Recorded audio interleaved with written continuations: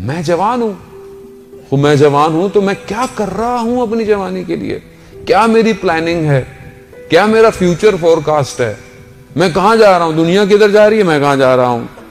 یہ بہت مہم ہے عزیزان محترم. میرا اپنے جوانوں سے مطالبہ ہے کہ اپنے آپ کو دنیا کی ہر فیلڈ میں آگے لے کر آئیں, ایجوکیشن میں آگے لے کر آئیں. کیوں اپنے آپ کو لو گریڈ سمجھتے ہیں؟ کیوں اپنے آپ کو سمجھتے ہیں کہ ہم نہیں کر سکتے؟ کیوں نہیں کر سکتے؟ مگر جو کر رہے ہیں ان کے پر لگے ہوئے ہیں. مگر جو اسپیس پر جا رہے ہیں, جو دنیا کے نئے نئے جو ہے وہ پلانٹس کو جو ہے وہ نکال رہے ہیں, جو ٹیکنالوجی بنا رہے ہیں, وہ کون ہے؟ کوئی اور مخلوق ہے. جب خدا کہتا ہے کہ تم محنت کرو, تم ہمت کرو, میں تمہارا ساتھ دوں گا, مگر میں تبھی کروں عزیزان محترم کہ جب تک میری زندگی میں کوئی ہدف نہیں ہوگا. میری زندگی میں ہدف نہیں ہے. ہم شارٹ کٹ, بس میں یوں کر لوں, یہ کر لوں, یہ کام ہو جائے, یہ 4 پیسے یہاں سے آ جائیں, وہاں سے آ جائیں. عزیزان محترم, جس امام کے ماننے والے ہیں وہ کائنات کا CEO ہے, کائنات اس کے اختیار میں ہے, اور ہم ایک چھوٹی سی کمپنی پہ خوش ہو جائیں. میں کیوں نہیں پرواز کر پا رہا؟ کیونکہ میں سوچ نہیں رہا بڑا, میرا ہدف نہیں ہے. ایک اسپیکر کہنے لگا کہ ایک ٹیچر کلاس میں اپنے گئی, اس نے دیکھا کہ بچہ جو ہے وہ بہت ہی عجیب و غریب ہے, دروازے کے ساتھ الٹی سیدھی مستیاں کر رہا ہے. میں گئی تو مجھے غصہ آیا. میں نے کہا کلاس سے باہر نکل جاؤ. نکل گیا. میں نے پرنسپل کو جا کے بولا کہ یا تو میں ہوں یا تو یہ بچہ ہو. برداشت نہیں کیا کہ بچہ بدتمیز ہے, نکال دیا اس کو. کہتے پھر میں جب ٹیچرز کے ساتھ روم میں گیا تو میں نے کہا کہ میں نے یہ کر دیا. تو ایک ٹیچر نے کہا کہ آپ کے پاس سارے وہ الفاظ نہیں کہ آپ سب دروازے کھول سکیں. مجھے بہت غصہ آیا, لیکن میں بیٹھ کر میں نے سوچا کہ صحیح کہہ رہا ہے. میرے الفاظ وہ نہیں کہ جو ہر دروازے کی چابی ہوں. کہتے میں نے ایکسٹرا پڑھنا شروع کر دیا, مختلف بچوں کے بیہیویئرز کو جاننا شروع کر دیا. پھر میں اس مقام پر پہنچ گئی کہ جب بھی اسکول میں کوئی بھی آڑا ٹیڑھا شیطان بچہ ہوتا تھا, سب کہتے تھے کہ اس ٹیچر کو دو, یہی سب صحیح کر سکتا ہے.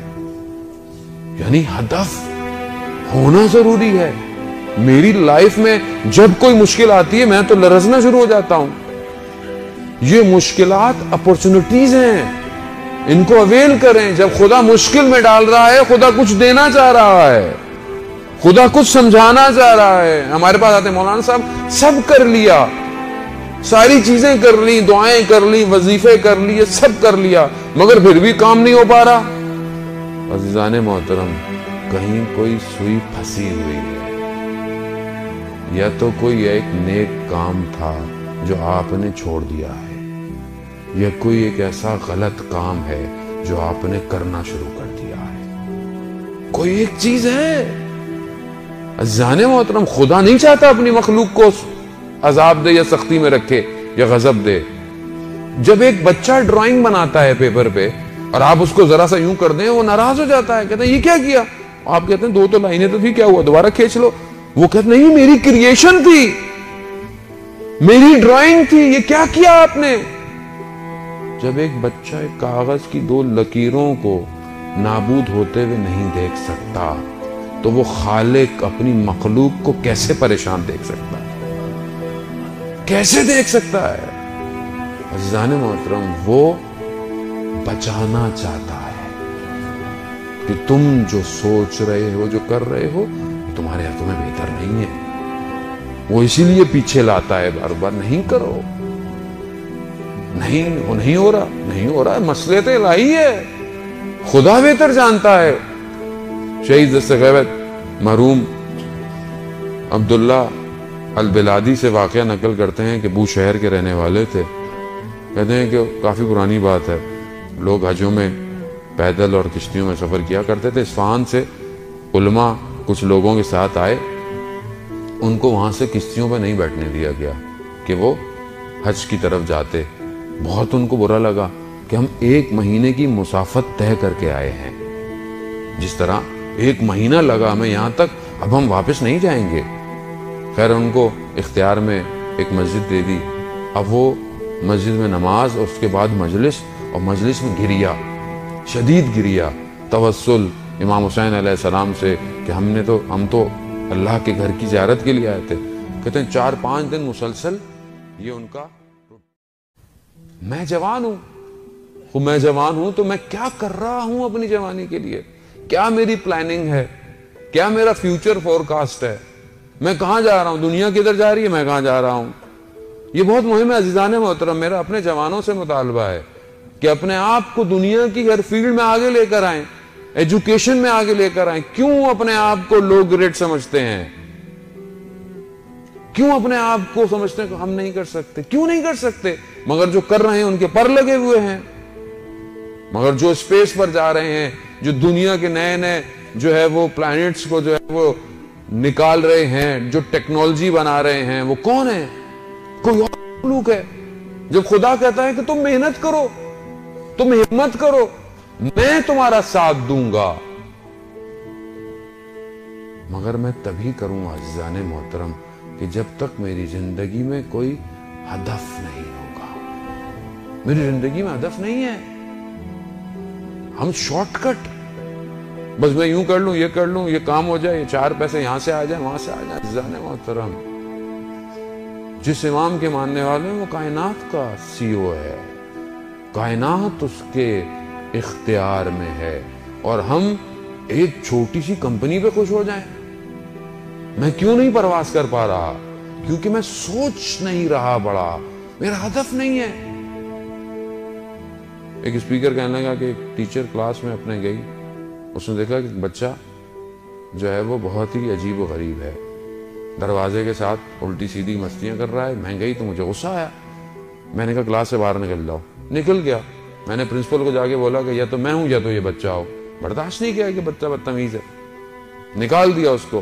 کہتے پھر میں جب ٹیچرز کے ساتھ روم میں گیا تو میں نے کہا کہ میں نے یہ کر دیا.